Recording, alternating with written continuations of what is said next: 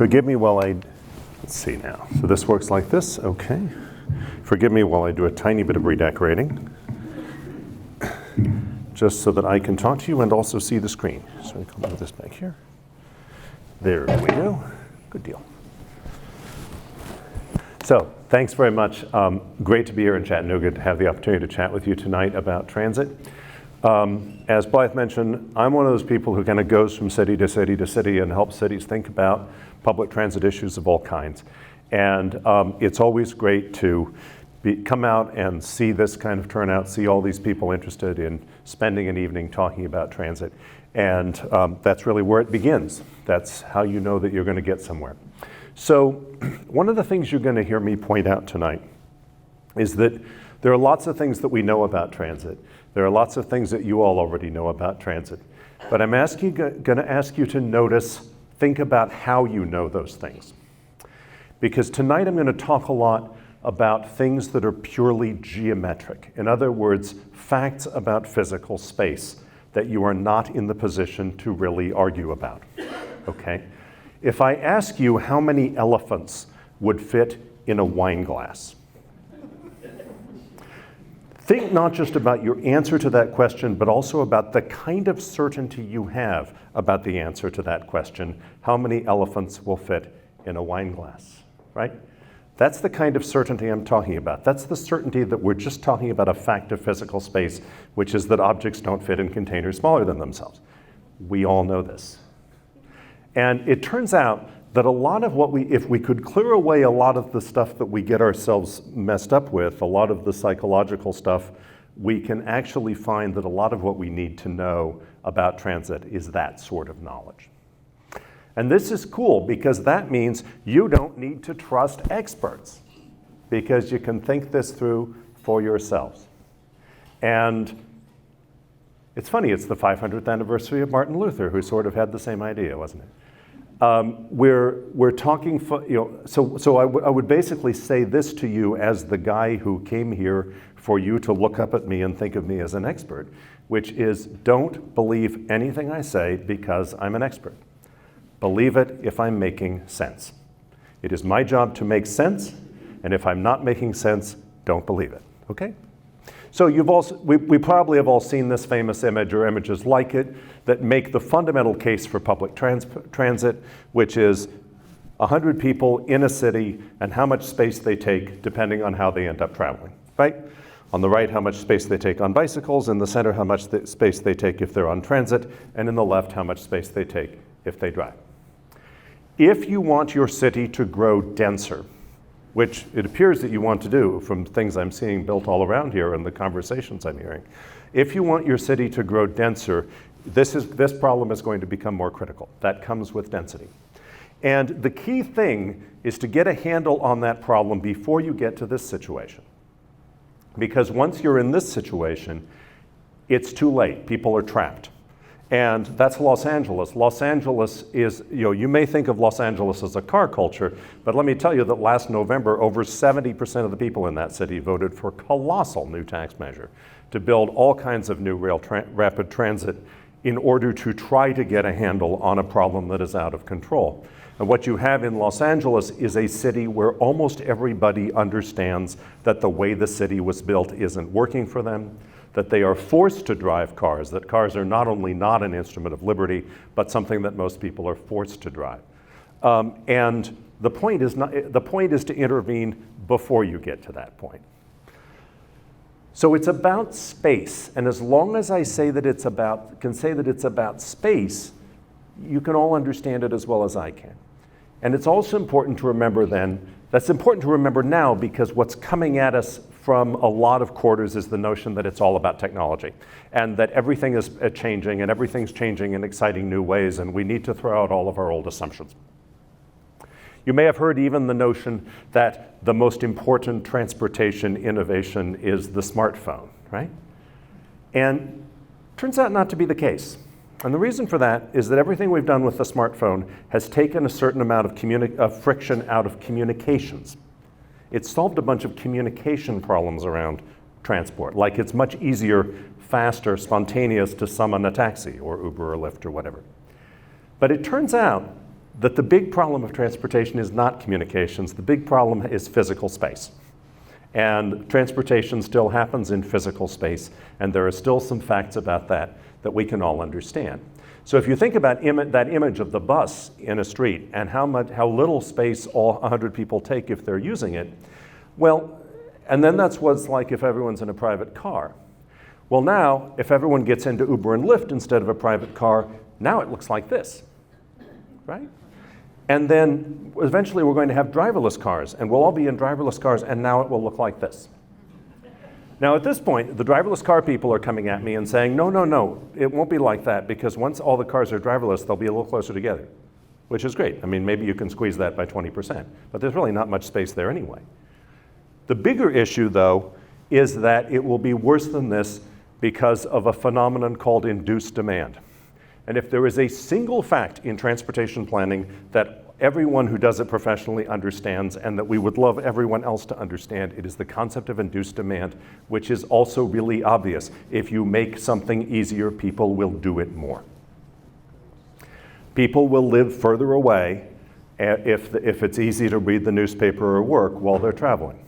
And so once people live further away, it's just another way to restart the whole dynamic that led to suburban sprawl and what gave us these terribly long commutes. Imagine how much further apart people will eagerly live if the fundamental hassle of driving is removed from their transportation. You can also imagine, communications get better and better. We just spend more time in our cars on our laptops. There isn't room for that in the world, and you can't build and pay for, and especially you can't maintain the road network that would be required for everyone to do that as much as they like. Which is why I think we're going to end up eventually, if we have driverless cars, and I enjoy not having to prognosticate about when we're going to have driverless cars, but if and when we have driverless cars, we're going to have driverless buses for the same reason that ultimately it is about space, and just because we have driverless cars, we will still have horrendous problems of space anywhere that we're living densely, and that's still going to be the solution. So remember, don't let these things get confused.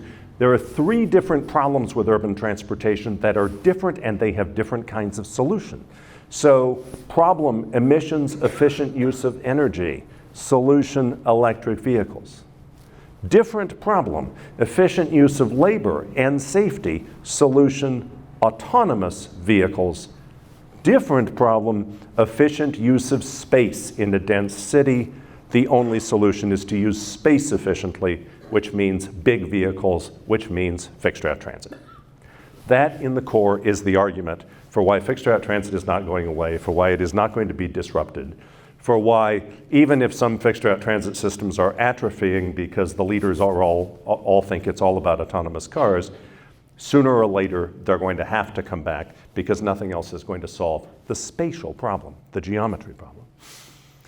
Now, when we talk about transit, and I hear people talking about transit a lot and bringing all sorts of different notions to it. And the core idea that, and one of the core problems that I have is that people are coming with lots of different specialized goals, and I'm always trying to sort of herd them back to what would be a goal that enough of us could agree on. Is there something, when you say that you need the bus to do this, or that you need the bus to be red, or that you need it to be number 4, or whatever it is that or that you need to not walk as far, or that you don't like transferring, whatever it is you're talking about, is there a way we could come to a higher level about a thing that most of us could actually care about? And I think there is, and I think it's freedom. And I think it's freedom in the basic sense that most of us know that word, which is the ability to do things, the ability to have choices, the ability, that sense of that life is presenting many opportunities to you, among which you can choose. And to just turn that negatively for a moment, you could say that we're all in a bit of a prison, and the prison that we're in, the walls of that prison are the limits of where we could get to in a reasonable amount of time. In other words, this is a picture of that. This happens to be Portland, Oregon, which where I live. That's a pointer plunked down in a particular place in Portland, which happens to be downtown. And those blobs are showing me where I could be. where I could be in 15, 30, or 45 minutes. Those are the three concentric colors. Now the cool thing about this image, and I can move the blob around different parts of town and see the implication of locating in different places. This, by the way, is very important for employers and people locating any kind of place that other people will need to go to. Like when I was recently selecting a location for my office, I thought about being downtown and that there's where people would be able to get to me from, or in sort of an inner city district a little out from downtown. That's where they'd be able to get to me from.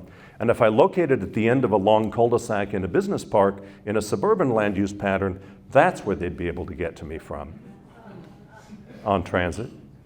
And so I got to take responsibility for the consequences of my location choice. Obviously, I didn't choose this. But the bigger point is, what if we were just trying to grow these blobs for people? What if we just wanted people to be able to get to more places sooner, and for transit to be a viable way of doing that?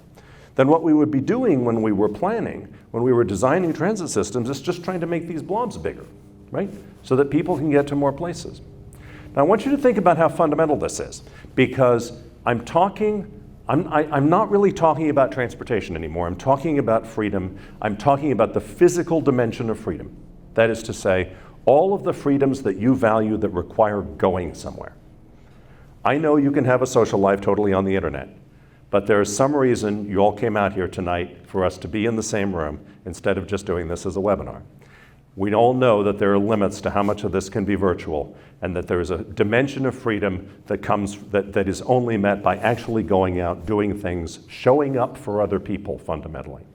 And our ability to do that is defined pretty well by these blobs. Outside these blobs are jobs you can't have, schools you can't go to, clubs you can't belong to, people you will never meet. In all likelihood, the person you marry will, if you're dating, the person you marry will probably be in these blobs. And if you can't get to them, you probably won't date them, right? All of those possibilities of life that are fundamentally constrained by where you can get to in a reasonable amount of time. So what if we were just trying to improve this? Another cool thing about this, just to harp on this, the way I get from the design of a network to the size of those blobs is purely geometry. It's a clear mathematical calculation. There's no psychology in it. There's no cultural discussion in it. None of that. It's a pure mathematical fact where you can go. What people are going to do as a result, ridership, is the thing we usually talk about as an outcome of transit. Now, a cool thing is that generally speaking, if you give people more freedom, they'll give you more ridership. Who knew? Make service useful to go to more places quickly and more people will use it. It's really the fundamental. It's really the thing that underlies everything else that you might think of about transit, which is that if it's not useful, if it's not expanding people's liberty, it doesn't matter whether it's cute, it doesn't matter, nothing else about it matters. And so, but the other interesting thing is that the journey from where you can get to a prediction about human behavior is way less certain, because that is where we're talking about psychology and sociology and all sorts of other things. And what we have to do to predict ridership is to make a whole bunch of assumptions about what you're going to do and what people are going to do with their freedom. So I want you to just pause and notice the philosophy problem here, which is the basic contradiction between predictability and freedom. I want to feel free, but I'd really like if I could predict all you guys' behavior. We're not entitled to that, are we? We're actually not entitled to predictions about human behavior in the future. And when you go 20 years out, which is the amount of time you would need to plan, for example, a huge piece of transit infrastructure like light rail or something, what you'd be doing a 20-year study. It's funny because what we really have to do is assume that nothing else about human culture is going to change. And to do that, I basically want to, to the young people in the audience, I would say the fundamental thing that we have to assume when we're doing this kind of predictive planning is that when you're the same age that your parents are now, you will behave exactly the way they do.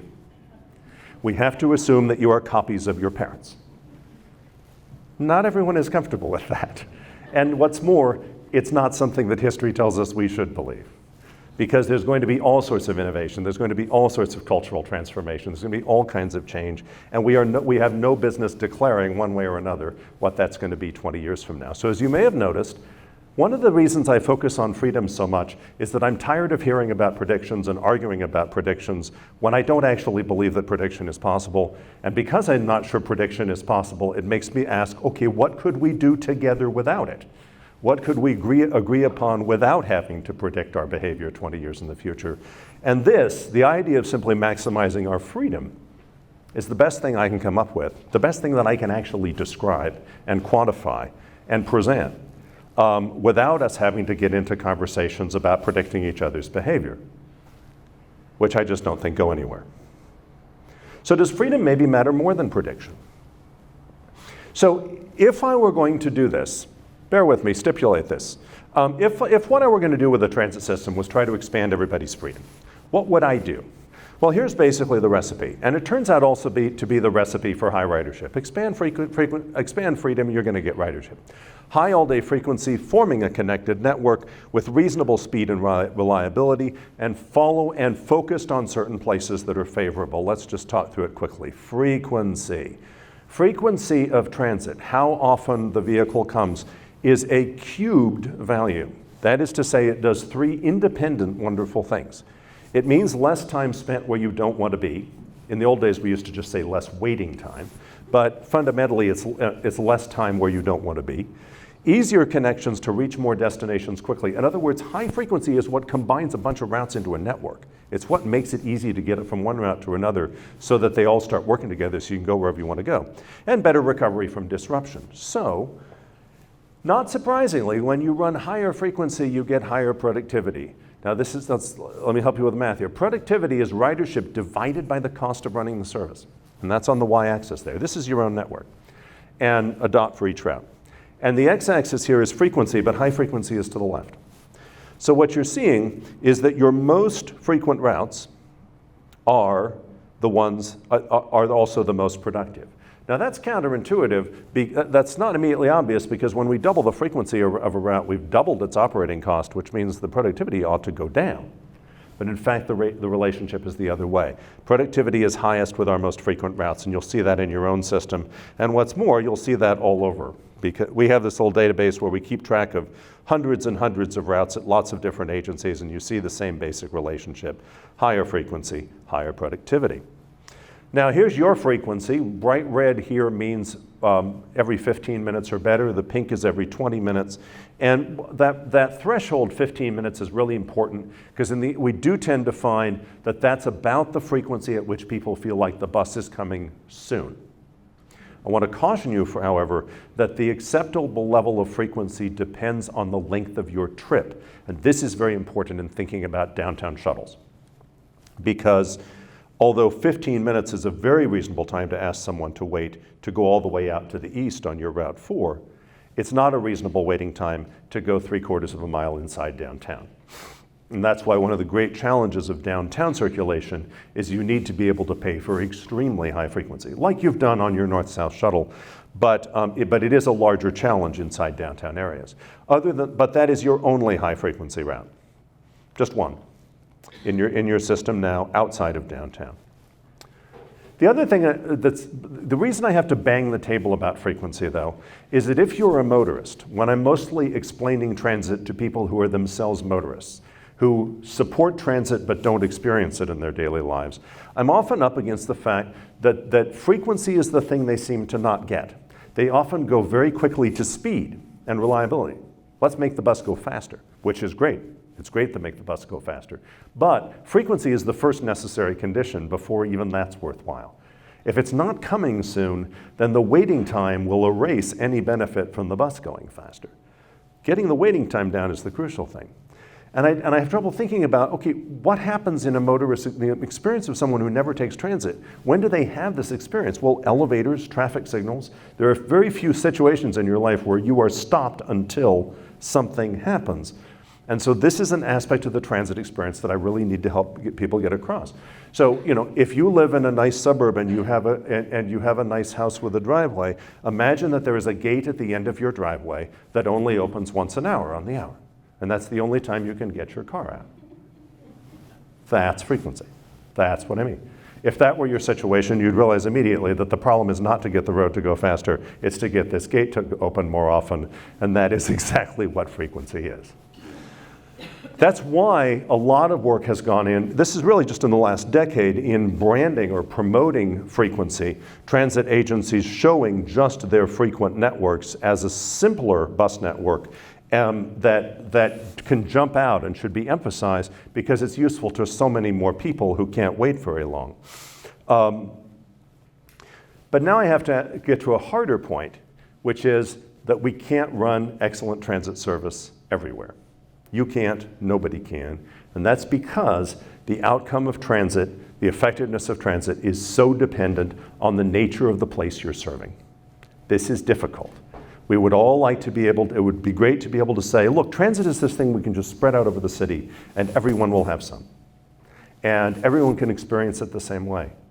And unfortunately, that's not how it works, and here's why. Let me say one more other thing too. I'm going to talk here particularly about what you would do if you were designing high ridership transit. So the next little bit, I'm going to talk as though ridership is the goal. Now, ridership also arises from maximum freedom for the maximum number of people. But here's how it works. And again, I want you to notice, I'm not throwing any statistics at you. I'm not throwing any data at you. I'm just giving you simple pictures of geometric facts. Because if you remember that you know this geometrically, no new statistics will change your basic understanding. You'll be very sure about this. So why does density matter to ridership? Because this is two bus routes that have exactly the same cost to operate. They both have two buses on them. But in this one, every time it stops, there are twice as many people within the area around every stop. So of course, that's what density is. It's people within a fixed area. So of course, the more people there are in a fixed area, the more the potential market for the service. Or to put it in freedom terms, the more people are in an area, the more people we are liberating by providing great access from that point. So it makes sense that we focus there. Walkability. So there's a bus stop right there, and that's the abstract circle of say a quarter-mile walking distance outside that bus stop. But of course, the area that can actually walk to the bus stop is constrained by the street network. What's the local street network like? If the local street network looks like this, then almost everybody in that circle can walk to the stop in a quarter mile. But if it looks like this, and you have a lot of this in Chattanooga, once you get outside the downtown grid, huge parts of the area that are within air distance of the stop cannot actually walk to the stop. And I just mean physically it's not possible, let alone before we start talking about whether it's safe. The other thing that's very important is that it does not make sense to put bus stops on opposite sides of a street if it is not safe to cross the street there. Because the way transit works is that you'll leave from this side of the street and you will come back to that side of the street. And if you can't cross the street, you've been given one-way service, which isn't very useful. So we have to be aware right away that the other thing that may cause a transit planner to say, you know, this is not a very good place to be serving, is if the street design forces them to provide service in only one direction, which isn't very useful. And that's why even way outside of downtown, way outside of any place that you may think of doing particularly attractive or upscaled or development, you have to think about whether it is possible to cross major streets and how frequently it's possible. Because if it's not possible, it's not really possible to serve it. Linearity. My architect friends know all about density and walkability. I don't need to explain that to them. But linearity is peculiar to transit. Linearity is the principle that people would really want to ride in something that feels like a reasonably straight line. So here are two abstract cities that are made up of the same four places, but configured in a different way. And in the city on top, all four of those things are in a straight line, which means that one line can connect all of them to each other in a way that everyone going between any of them will perceive as reasonably direct. This one on the bottom, if they're arranged like this, there is no way to do that. It is not the transit agency's fault that serving this pattern is impossible. It is not the transit agency's fault that people are not going to be happy with this. Once you have the Walmart behind a quarter mile of parking, and you have the big employer up on a hilltop at the end of a long cul-de-sac, Blue Cross is an extraordinary example, I have to say, the completely inaccessible fortress up there that I don't know how you would ever get close to. I mean, I'm sure there's no offense to anyone from Blue Cross here, I'm just responding to the geometry. You know, the college up on its hilltop, you can't do anything with that. The transit either has to drive into it and come back out, or it has to go past it on the main street and people have to walk. It's a lose-lose situation. So, to the extent that you're building a city for transit, stop building this. And to the extent that it's built, think about this when you choose where to locate. So just for example, the Social Security Administration. This is let's beat up on the federal government for a moment. This is an agency that I have always had particular problems with because they really love sites like this. What is this? This is Brainerd Road, this is Premier Drive, and all the way down at the very end of it is the Social Security Administration office. You could not have chosen a more impossible place to get decent transit service to. And so now you have imposed a really serious barrier on Social Security clients who generally don't have a lot of options. And it creates a complete lose-lose situation. It's the sort of thing we all have to be aware of, because once it's been built there, there's really not much the transit agency can do. Oh, you can run a bus up there so that there's a bus stop, but it's not going to be anything efficient, and it's not really going to meet the needs. So this is fundamental. Your notion of what transit can do is going to have to be adjust to the reality of how things have been built, and that some places have been built where it's just not going to be possible. Finally, proximity. Does transit have to cross long, low ridership gaps? If we have to cross a lot of empty space, that's a lot of cost for no ridership. Your community college is an interesting example of that, where there's a route from downtown out to the community college that has to go through a whole lot of empty space to get out there because the college is so far away and it's not really continuous with anything. So those are just some of the brute facts of if we're trying to deploy a fixed resource and we're trying to get a benefit of freedom for as many people as possible, we can't provide it for everybody because some people are in places where it would be just incredibly expensive if it's even physically possible. And again, I want you to understand, because this is very important, when I start talking about this stuff, it can sound like I'm passing judgments about people's neighborhoods or telling people whether their neighborhood is good or bad. And you have to keep back and saying, no, there are just some geometric facts about your neighborhood. We're not saying you're good or bad, but we are saying that these geometric facts about your neighborhood create this problem for transit. I know you can just, I keep talking about geometry because I'm always trying to just drain the emotion out of this stuff and come back to the brute facts of what's actually possible. So I've talked, as you think about that, the reality then is that if we're planning for the most freedom for the most people, we're going to be particularly focused on expanding the freedom of people who are in places where we can serve lots of them efficiently. So that brings us to the ridership coverage trade-off. Is ridership actually what you want? Do you want a network that is entirely focused on the places where transit will most succeed? So this is a fictional urban area in which all those dots represent jobs or population, so that dots close together means high density. And it's got 2 straight streets and a bunch of squiggly streets. And I've got 18 buses to serve them. And this happened to me a lot early in my career, and the reason I developed the ridership coverage methodology was because I was banging my head against it. A transit agency would hire me, and I would say, okay, what's your goal for this network design project? And they would say, ridership, we need to get ridership up. And great, okay. Well, if this is your town, then the highest ridership network would be this. I would take all of your service and put it on the 2 main streets. And because I had put it on the 2 main streets, the buses would be very close together, which means that the frequency would be very high, which means that nobody would wait very long. You just walk out there and a bus would be coming. And that would be excellent service for the 60% of the population that lives on those 2 main streets. And that is the highest ridership thing to do. It's the highest ridership thing to do because of the way frequency pays off exponentially. And in many ways, density also pays off exponentially. And so we're riding those curves of positive payoff when we focus on those places. Everything's perfect. It's dense, it's walkable, and it's linear. And but I would present this plan, and they would say, but you abandoned Mrs. Jones. And I would say, you didn't tell me that that was your criterion. You told me you wanted maximum ridership. So now let's talk about Mrs. Jones. She's a citizen, she pays taxes too, she has needs, she has issues, and she's out there. And so it turns out that there's this opposite reason, the way that we design services, which is to make sure we get to everyone. So this is what if the previous one is what you do for a ridership goal, this is what we call a coverage goal.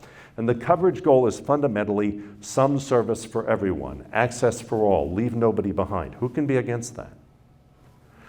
But to do that, I now need 10 routes instead of 2, and as a result, this bus comes every 73 minutes, right? Because I've spread my resource over so many routes. And so I have lousy frequency, and because the bus comes every 73 minutes, nobody rides it. And so it's a high coverage, low ridership system. Notice how this is just geometry. So we have to think about this choice. Because do you want a ridership-oriented system? Do you want a coverage-oriented system? And if you want to be somewhere in between, where in between? Because let's think about it. Most of the goals that people bring to transit are going to be served by one of these, but not the other. So ridership goal, one of the things it does is think like a business. What businesses do is choose which markets they will enter. They flatter us into thinking that we, the customer, choose them, but they're also choosing us. They're deciding where they're going to make their product available based on where they think they'll succeed, and that's exactly what a transit agency would be doing.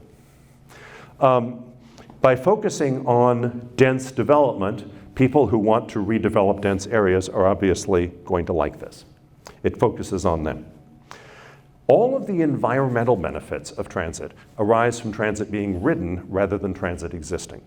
So anything to do with congestion, anything to do with reduced emissions, anything like that requires that transit actually be used. And finally, all of the congestion mitigation benefits also rise only from people actually using transit instead of cars, rather than just transit being there. But let me not make it sound easy, because there are beautiful, important arguments for the coverage goal. Who can be against access for all? Services for what it means is service to those hard-to-serve areas despite low ridership. An important reason is lifeline access for everyone. Again, Mrs. Jones has some urgent need. She is going to be in dire straits if she does not have that bus. You going to say no to her? Political equity, service for every neighborhood or every electoral district, whatever the electoral geography is. You're generally going to have elected officials saying, what's in my patch? And to get it all in everyone's patch, you're going to spread it out, possibly more than you would do if ridership were the goal.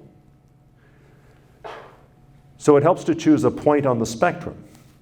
Where do you want to be on this spectrum? Right now, you're at about 55% ridership, 45% coverage. That is to say, about 55% of CARTA's service is where it would be if ridership were its goal, and the rest of it isn't. One of the important things about this to note right away is that if you don't think about this way, you're basically telling CARTA to turn right. It's like telling your taxi driver to turn right and left at the same time.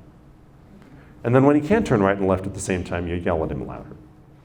This is actually a lot of the experience of transit managers in this country, because they are being told to do contradictory things. People, elected officials want them to do both of these things at the same time with the same dollar, and that is geometrically impossible. So what I specialize in is trying to get a clearer conversation in which the transit agency quite properly demands clear, non-contradictory direction about what you want them to do. And that, of course, should determine what you're going to measure them on. So if you if you think CARTA's ridership should be higher, then you can't be advocating that they do more coverage. You are contradicting yourself if you do that, right? This is hard. As I've described these two alternatives, as I've described these two approaches, I'm sure that many of you in the audience have come up with a very strong feeling that, yes, I'm for this. I'm for this. This is what's important. Access for all, or higher ridership, or whatever it is. It seemed easy to you. And I want to promise you that it isn't easy. It's actually pretty horrible to get through. It's just that it's better than any other way to do it. So emphasizing again, my job as an expert is not to make this easy. My job is to make it clear. My job is to make it clear that you have to think about this and to help communities think about this, partly by sort of helping them come back to the fact that you're not going to change the geometric facts, and figure out what they want to do. I'll tell you a quick story about this. When we worked in Houston, I was on the team that redesigned the bus network in Houston. We took them through this, we took the board of directors through this process. They came and they were right where you were, 55% ridership. And their starting point was, we need more ridership. We need to turn up ridership. And I said, fine. Only 55% of your service is where it would be if you were pursuing ridership. You can turn that dial. As you turn this dial, you will get more ridership, and also you will get more anguish. Beautiful people are going to come before you and tell you that you are destroying their lives, and some of them will be right. And so you have to decide how far you want to turn that dial. And it's going to be your agony. You're going to sit up there and listen to these people tell you this with the media, with the cameras on you, and it's going to be your agony if you want to do that. And they said, and really their body language was like this, they said, let's try 80. Let's try turning the dial to 80%. Okay. So we came up with a plan. 80% ridership, 20% coverage. I could document that. Big patches of service disappeared. And lines turned brighter colors as frequencies were turned up on the major corridors, where most but not all people are. And all I can say is, when they got that plan and when they put the plan out to public comment, the public feedback process was exactly as I had promised them. It was horrible. It was agonizing. People were screaming at each other, and people, a lot of people felt like this really had them by the throat and they had to fight back. And at one point too, the media, present company accepted if there are media in the room, but the Houston Chronicle chose in the midst of that to do a full front page photo essay about a sad middle-aged man with a lunchbox sitting at the bus stop where he had caught the bus for the last 40 years, with a little essay about his personal experience. And the story was, the big bad transit agency is taking away this bus stop. And the story did not mention that the new bus stop is right around the corner. Right? That's not what they want to hear. So that's what we deal with. And I took the board through that. That is what you will deal with. This is what it will be like. And so when they got to that point, and it was exactly like that, because it is, the only two board members who didn't want to proceed were the two who had not been there at the beginning when we took them through that process. There were the two who were essentially surprised.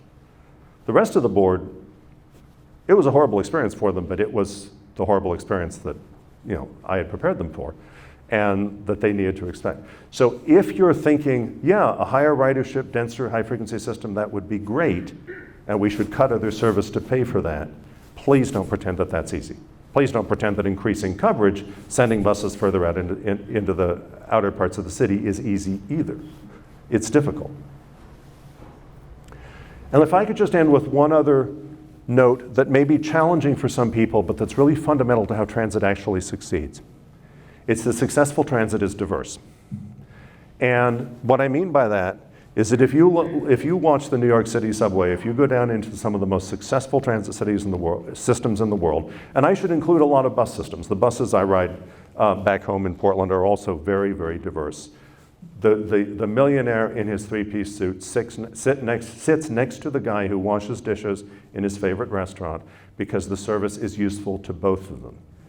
Success in transit, getting lots of people on the same vehicle means getting lots of different people on the same vehicle, and that means not having a too narrow an idea about who this service is for. And this is just absolutely fundamental, and it's one of the things that a lot of people struggle with. So and it's actually baked into some transportation planning methodologies, which I'm constantly kicking back at. So one of the binary notions that's out there is that there's something called a choice rider. And we're to envision this guy who has a nice car and he likes his car, and he drives his car everywhere, and I'm supposed to somehow make him leave his car in the driveway. He's a choice rider. And then the opposite is that there's this person called a dependent rider. Or when certain transportation planners get together and they think nobody else is listening, they have an even worse word. They call these people captive riders. Captive riders, like we have them in the dungeon. But the fact is, we're all in the middle. It's a spectrum. Very few people, I mean, there are people who are so attached to their cars that they're going to drive their cars. But you know what? There aren't that many of them. Here's the thing you have to remember, and I'm going to ask particularly those of you who are in relatively fortunate positions in the society, if you're a millionaire, if you can afford to have a nice car, if you don't really feel this as a financial constraint, please remember that your personal tastes may not be a good guide to what makes a good transit system, because there aren't all that many of you. The vast majority of people are going to be somewhere in the middle. And to succeed with transit, we have to have a very broad notion of who might find it useful. That means we can't be saying it has to be so luxurious that he would ride it. But we also can't be saying it can be utterly terrible because these people have no choice but to ride it. Because in fact, you can lose almost everyone with a low enough quality of service. It's the middle 80% where transit succeeds. I was talking 2 days ago to the Walton Family Foundation, the people whose wealth arises from Walmart. And Walmart's actually an excellent metaphor for this, right? Walmart succeeds by being useful to a huge diversity of people. If they had too specific a notion of who their customers were, they wouldn't have succeeded. It's precisely because so many different people, many different economic levels, find that product useful that it's succeeded, and transit works exactly the same way. Because we're really all in the middle, and that's also why incremental improvements achieve incremental payoffs. We can do something to improve transit a little bit, and that will change the boundaries of somebody's prison. That will move their walls further out in a way that will give them more opportunity, and you'll see that in the ridership, as you would expect. So why is transit so hard? I think a lot of why transit's so hard is that so much of our culture, we are focused on win-lose relationships. Sports, war, elections, competition. There'll be a winner and a loser. But transit isn't like that. Transit is a win-win. The more people get on the bus, the better it is for all of them. Because the more people use the service, the better it is for all of them. There is no win-lose relationship there. Likewise, the more people get on the bus, the more room there is in the city, which is also a win for everybody. The less congestion there is, a win for everybody. There is no loser. Often I'll be presenting a transit plan to an elected official. He won't want to hear the details. He'll just say, who are the winners and losers here? No, that's not how this works. Actually, everyone's a winner if you look at it from the right point of view. Whether it's because only by serving everyone together, only by getting everyone on the same bus, can I make these blobs bigger? Can I expand people's freedom and opportunity? And likewise, only by getting them on the same bus, can I use city space efficiently in a way that everyone will ultimately benefit from. So thank you.